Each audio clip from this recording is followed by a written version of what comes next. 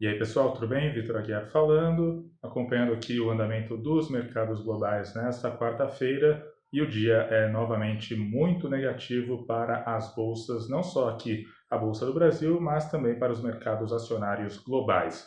O Bovespa abriu em forte queda, chegou a cair mais de 8%, reduziu um pouco as perdas, mas agora ele novamente vai aí acentuando o ritmo de queda. Com isso, ele já aparece abaixo do nível dos 70 mil pontos. Se de fato no fechamento a gente ficar ali num patamar inferior a essa marca, vai ser a primeira vez desde junho de 2018 que o Ibovespa termina num nível inferior aos 70 mil pontos. Na Europa, o tom é muito negativo. Nos Estados Unidos, as bolsas também exibem perdas firmes. Isso porque, apesar de todos os pacotes econômicos que foram anunciados aí pelos principais governos do mundo, lá nos Estados Unidos, a gente tem aí uma mudança de postura por parte do presidente Donald Trump.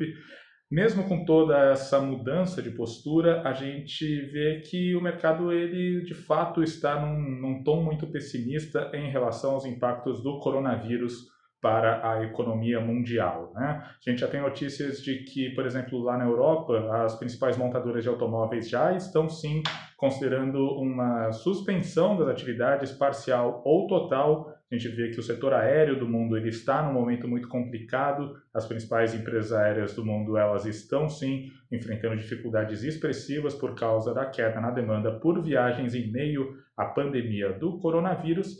E é claro que no meio disso tudo, as principais casas de análise, os principais bancos já estão revisando para baixo as projeções de crescimento tanto no mundo quanto do Brasil. Desde ontem a gente viu aí manifestações do Credit Suisse, do Morgan Stanley, do UBS e de muitos outros bancos em que eles já projetam sim um cenário de recessão global. E aqui para o Brasil, muitos já falam aí numa dificuldade bastante expressiva nos próximos meses, né? A expectativa é de queda do PIB do Brasil, pelo menos no primeiro semestre desse ano, e tem alguns bancos que já trabalham com cenário de crescimento zero em 2020 por causa dos impactos do coronavírus, né?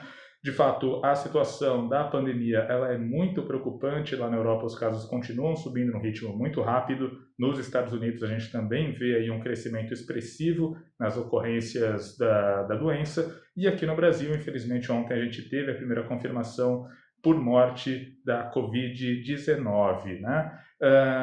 No mundo todo, aí, o número de contaminados já passa de 200 mil pessoas. Então, é claro que essa situação, e a percepção de que essa crise ainda vai se agravar, isso deixa o mercado muito receoso e receoso de que as medidas econômicas adotadas pelos governos não sejam suficientes para amenizar os efeitos dessa crise. Bom, sobre o Ibovespa em particular, é claro que é um momento de forte incerteza, em relação aí ao futuro da economia, ao futuro das empresas, mas é claro que eu acho que também é um bom momento para todo mundo analisar com calma cada uma das ações, cada uma das empresas, cada um dos setores. Afinal de contas, todo mundo vai ser impactado, mas algumas empresas podem ser menos impactadas que outras, né? Por exemplo, o BTG soltou um relatório hoje falando sobre o setor de proteína animal. Ele se mantém muito aí otimista quanto às perspectivas para o setor de proteína animal, afirmando que as empresas elas estão numa situação confortável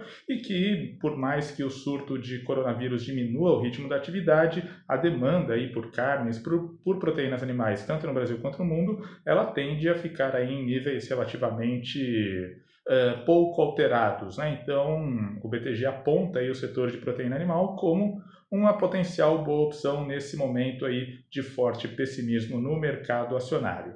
Ainda no Brasil, hoje a gente tem a decisão do Copom, né? O Copom provavelmente, pelo menos o mercado todo aposta num corte da Selic enfim, acompanhar o movimento que os principais bancos centrais do mundo fizeram nas últimas semanas, né? Tem a leitura de que uma nova rodada de alívio monetário pode ajudar aí a conter os efeitos negativos do coronavírus sobre a economia. Então, o mercado já trabalha com esse cenário de corte na Selic hoje à noite. A magnitude desse corte é que ainda não está, assim, digamos, ainda não é unânime, né, entre os analistas.